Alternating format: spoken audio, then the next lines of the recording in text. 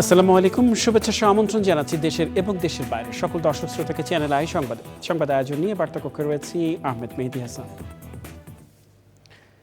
সংবাদের শুরুতেই চলুন জেনে নেওয়া যাক সুপার ফ্রেশ ফর্টিফাইড সয়াবিন তেল সংবাদ শিরোনাম। ঢাকা বিশ্ববিদ্যালয়ে যুবক হত্যায় গ্রেফতার 6 শিক্ষার্থীর স্বীকারোক্তিমূলক জবানবন্দি, বিশ্ববিদ্যালয় প্রশাসনের কাছে তদন্ত কমিটির প্রতিবেদন। খাগড়াছড়ি ও রাঙ্গামাটিতে পাহাড়ি বাঙালি সংঘর্ষে 4 জন নিহত ও আহত বেশ কয়েকজন, পরিস্থিতি নিয়ন্ত্রণে 2 জেলায় 144 ধারা জারি। নাগরিকের নিরাপত্তায় আইনের শাসনের বিকল্প নেই বললেন তারেক রহমান, আওয়ামী লীগ আমলে কোনো ধর্মের মানুষই নিরাপদ ছিল না মন্তব্য। এবং চেন্নাই টেস্টের দ্বিতীয় দিনে 17 উইকেট শিকার করে 2 দলের বোলারদের দাপট, দ্বিতীয় দিন শেষে 308 রানের লিড নিয়ে চালকের আসনে ভারত।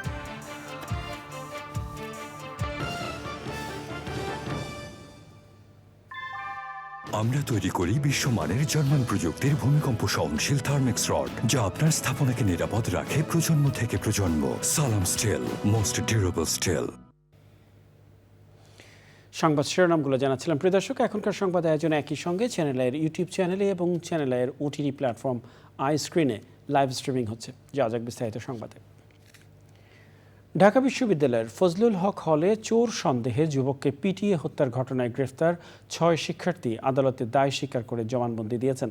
বিকেলে ঢাকার চিফ মেট্রোপলিটন ম্যাজিস্ট্রেট আদালতে তারা ওই স্বীকারোক্তিমূলক জবানবন্দি দেন। হত্যাকাণ্ডে গঠিত তদন্ত কমিটি বিশ্ববিদ্যালয় প্রশাসনের কাছে প্রতিবেদন জমা দিয়েছে।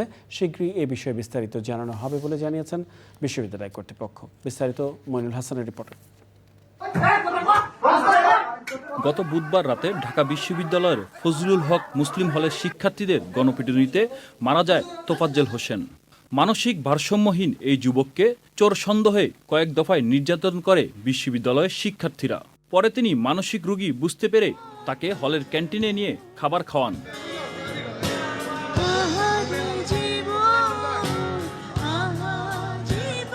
এরপর তাকে হলের দক্ষিণ গেটের গেস্ট রুমে নিয়ে জানালার সঙ্গে হাত পা বেঁধে স্ট্যাম্প, হকি স্টিক ও লাঠি দিয়ে কয়েকজন শিক্ষার্থী বেদম মারধর করলে তিনি অচেতন হয়ে পড়েন। গুরুতর আহত অবস্থায় রাতে ঢাকা মেডিকেল কলেজ হাসপাতালে নেওয়া হলে চিকিৎসকরা তাকে মৃত ঘোষণা করেন। শুক্রবার বিকেলে গ্রেপ্তার শিক্ষার্থীরা চিফ মেট্রোপলিটন ম্যাজিস্ট্রেটের আদালতে দোষ স্বীকার করে জবানবন্দি দেন। এই 6 জন আসামি তারা আদালতে আজকে 164 ধারা জবানবন্দি দিয়েছে। তাদেরকে কোনো রিমান্ড চাওয়া হয়নি, যেহেতু তারা আজকে 164-এ তাদের সেই স্বীকারোক্তি দিয়েছে এবং তারা পরিষ্কারভাবে স্বীকার করেছে যে এই ঘটনার সাথে তারা ওতপ্রোতভাবে জড়িত। এবং তাদের ফ্যামিলি, তাদের পরিবার এটা জানতো না যে তাদের পরিবার যে এরা এতটাই খারাপ। এরা ঢাকা ভার্সিটিতে এই বিশ্ববিদ্যালয়ে পড়ে তারা যে এই নারকীয় একটা হত্যাকাণ্ড ঘটাইলো, এটা মধ্যযুগীয় বর্বরতাকে হার মানায়। বৃহস্পতিবার তোফাজ্জলকে হত্যার ঘটনায় শাহবাগ থানায় মামলা করেন বিশ্ববিদ্যালয় প্রশাসন। ওই মামলায় জালাল মিয়া, সুমন মিয়া, মোত্তাকিন সাকিন, আল হোসাইন সাজ্জাদ, আসানুল্লাহ ও ওয়াজিবুল আলম নামের 6 শিক্ষার্থীকে রাতেই গ্রেপ্তার করা হয়। Monil Hasan, channel I, Dhaka. খাগড়াছড়ি ও রাঙ্গামাটিতে পাহাড়ি এবং বাঙালিদের সংঘর্ষে 4 জন নিহত হয়েছে, আহত হয়েছে বেশ কয়েকজন। পরিস্থিতি নিয়ন্ত্রণে 2 জেলায় 144 ধারা জারি করেছে প্রশাসন। জনজীবন নির্বিঘ্ন করতে আইন শৃঙ্খলা রক্ষাকারী বাহিনীর পাশাপাশি সেনাবাহিনীর সদস্যরা টহল দিচ্ছেন। খাগড়াছড়ি এবং রাঙ্গামাটি শহরে থমথমে অবস্থা বিরাজ করছে। 3 পার্বত্য জেলায় চলমান উত্তেজনা প্রশমনে আইন শৃঙ্খলা রক্ষাকারী বাহিনীকে সহায়তা করতে নেতৃস্থানীয় ব্যক্তিদের প্রতি অনুরোধ জানিয়েছে আইএসপিআর। যথাযথ তদন্তের মাধ্যমে প্রকৃত দোষীদের শনাক্ত করে আইনানুগ ব্যবস্থা নেওয়ার ঘোষণা দিয়েছে আইএসপিআর। প্রতিনিধিদের পাঠানো তথ্য ও ভিডিও চিত্রে তাফহিমুল ইসলামের রিপোর্ট। খাগড়াছড়ি জেলার দীঘিনালায় পাহাড়ি ও বাঙালিদের সংঘর্ষের জের ধরে বৃহস্পতিবার রাতভর গোলাগুলির ঘটনা ঘটে। দীঘিনালার 2 পক্ষের বিরোধের জের ধরে লামারা স্কয়ারের বাজারে আগুন দেয় দুর্বৃত্তরা। এতে 50টির বেশি ব্যবসা প্রতিষ্ঠান পুড়ে যায়। বৃহস্পতিবার রাতেই হতাহত বেশ কয়েকজনকে হাসপাতালে নেওয়া হয়। গতকালকে রাতে আমাদের হাসপাতালে এসে 12 জনের মতো চিকিৎসা নিয়েছিল। এর মধ্যে 3 জন এখানে এসে মারা গেছেন। বর্তমানে 9 দিন চিকিৎসাধীন আছেন। আর 4 জনকে রেফার করা হয়েছিল, ওনারা চিরঙে আছেন। উদ্ভূত পরিস্থিতিতে খাগড়াছড়ি সদর পৌরসভা এলাকায় দুপুর 2টা থেকে রাত 9টা পর্যন্ত 144 ধারা জারি করে সদর উপজেলা প্রশাসন। ঘটনাস্থল পরিদর্শন শেষে খাগড়াছড়ির পরিস্থিতি স্বাভাবিক রয়েছে জানিয়ে জেলা প্রশাসক বলেন, শান্তি সম্প্রীতি রক্ষায় সকলকে সংযতভাবে চলতে হবে। কমিটিও গঠন করা হয়েছে যাতে এই ঘটনাকে কেন্দ্র করে অন্যান্য উপজেলা বা অন্য কোথাও যাতে এর উত্তেজনা না ছড়ায় সে ব্যাপারে আমরা কাজ করছি। খাগড়াছড়িতে সংঘর্ষের খবর ছড়িয়ে পড়লে রাঙ্গামাটিতেও উত্তেজনা দেখা দেয়। পাহাড়ি ছাত্ররা বিক্ষোভ মিছিল নিয়ে রাঙ্গামাটি শহরের বনরূপ এলাকায় গেলে বাঙালিদের সাথে সংঘর্ষের ঘটনা ঘটে। পরে সেনাবাহিনী পরিস্থিতি নিয়ন্ত্রণে আনে। পাহাড়ি ও বাঙালিদের সংঘর্ষের ঘটনায় পরবর্তী নির্দেশ না দেওয়া পর্যন্ত রাঙ্গামাটিতে 144 ধারা জারি করেছে জেলা প্রশাসন।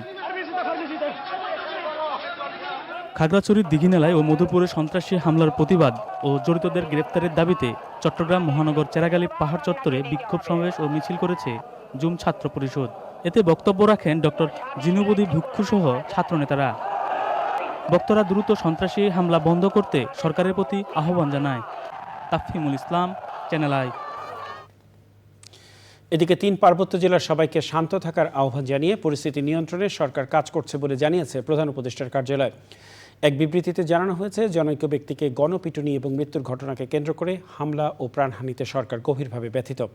একই সঙ্গে আইনশৃঙ্খলা রক্ষাকারী বাহিনীকে সর্বোচ্চ সংযম দেখাতে এবং পার্বত্য 3 জেলায় বসবাসকারী সকল জনগণকে নিরাপত্তা নিশ্চিত করতে নির্দেশ দেওয়া হয়েছে। একই সঙ্গে আইন নিজের হাতে তুলে না নেওয়া এবং ধ্বংসাত্মক কাজে লিপ্ত না হওয়ার জন্য সকলকে নির্দেশ দেওয়া হয়েছে। শনিবার স্বরাষ্ট্র উপদেষ্টার নেতৃত্বে সরকার উচ্চ পর্যায়ের প্রতিনিধি দল খাগড়াছড়ি এবং রাঙ্গামাটি পরিদর্শন করবে বলেও জানানো হয় প্রধান উপদেষ্টার কার্যালয় থেকে পাঠানো বিবৃতিতে। বিএনপি ভারপ্রাপ্ত চেয়ারম্যান তারেক রহমান বলেছেন, রাষ্ট্রে প্রত্যেক নাগরিকের নিরাপত্তা নিশ্চিতে আইনের শাসনের কোনো বিকল্প নেই। তিনি বলেন, বিগত আওয়ামী লীগ সরকারের আমলে আইনের শাসন না থাকায় কোনো ধর্মের মানুষই নিরাপদ ছিল না। বিকেলে রাজধানীর গুলশানে জন্মাষ্টমী উপলক্ষে সনাতন ধর্মাবলম্বীদের সাথে শুভেচ্ছা বিনিময় অনুষ্ঠানে ভার্চুয়ালি যুক্ত হন তারেক রহমান। তিনি বলেন, অতীতে সংখ্যালঘু হামলার অধিকাংশ ঘটনাই ধর্মীয় কারণে হয়নি। তদন্ত করলে দেখা যাবে এসব হামলার ঘটনার অধিকাংশই অবৈধ লোভ লাভের জন্য এবং অসৎ রাজনৈতিক উদ্দেশ্য চরিতার্থ করার জন্য হয়েছে। এ সময় বিএনপির সিনিয়র নেতারা উপস্থিত ছিলেন।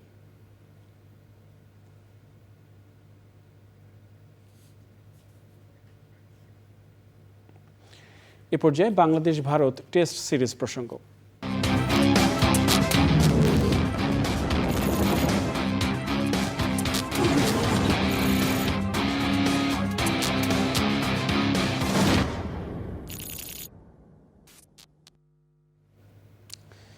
বাংলাদেশ ভারতের প্রথম টেস্টের দ্বিতীয় দিন জুড়ে দুই দলের বোলারদের দাপটে পতন ঘটেছে 17 উইকেটের।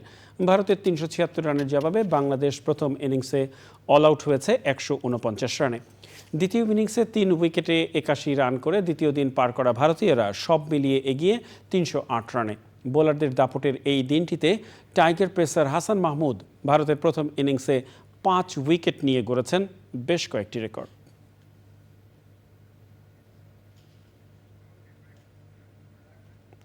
প্রিয় দর্শক, সময় হলো কিছুক্ষণের বিরতি নেবার, আর বিরতির পরে আরো জানিয়ে ফিরছি।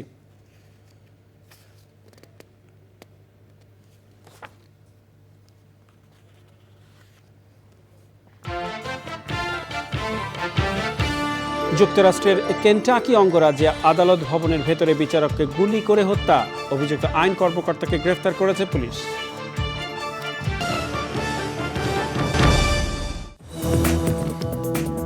বিরতির পরে আরও একবার আমন্ত্রণ চ্যানেল আই সংবাদ। এ পর্যায়ে আমিন জুয়েলার্স আন্তর্জাতিক সংবাদ।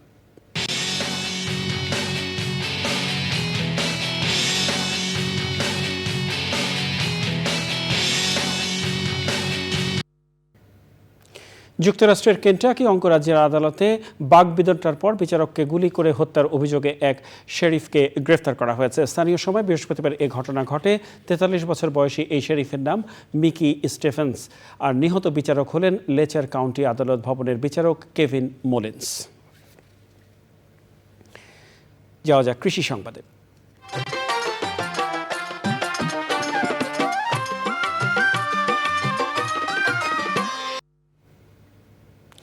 সাভারে পুরো দমে চলছে রোপা আমনের চাষ। এই মৌসুমে বৃষ্টির পরিমাণ বেশি হওয়ায় গত বছরের তুলনায় বেশি জমিতে চাষ হয়েছে রোপা আমন। বীজতলা তৈরি থেকে শুরু করে ধানের চারা রোপণ পর্যন্ত সব পর্বই কৃষক শেষ করতে পেরেছেন এরই মাঝে। দেখবেন প্রকৃতি সংবাদ।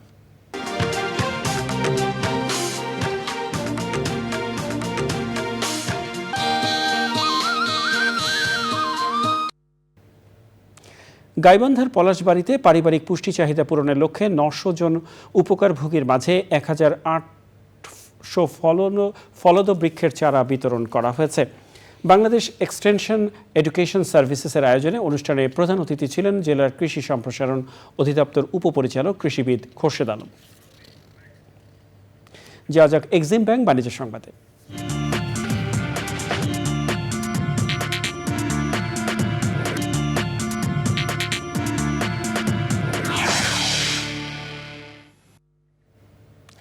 বিশ্বে চালের শীর্ষ রপ্তানিকারক দেশ ভারত সম্প্রতি চালের মজুদ আগের তুলনায় বাড়ার কারণে রপ্তানি নিষেধাজ্ঞা শিথিল করার কথা বিবেচনা করা হচ্ছে। দেশটির খাদ্য সচিব বলেন, চালের বাজার নিয়ন্ত্রণে রাখতে ভারত সরকার গত বছর নন বাসমতি চালের রপ্তানি নিষেধাজ্ঞা আরোপ করেছিল। তবে কৃষকের কথা বিবেচনা করে ও বিশ্বের অন্যান্য দেশের রপ্তানি বাড়াতে বাসমতি চাল রপ্তানিতে ন্যূনতম মূল্য এমইপি বাতিল করে দিয়েছে দেশটি।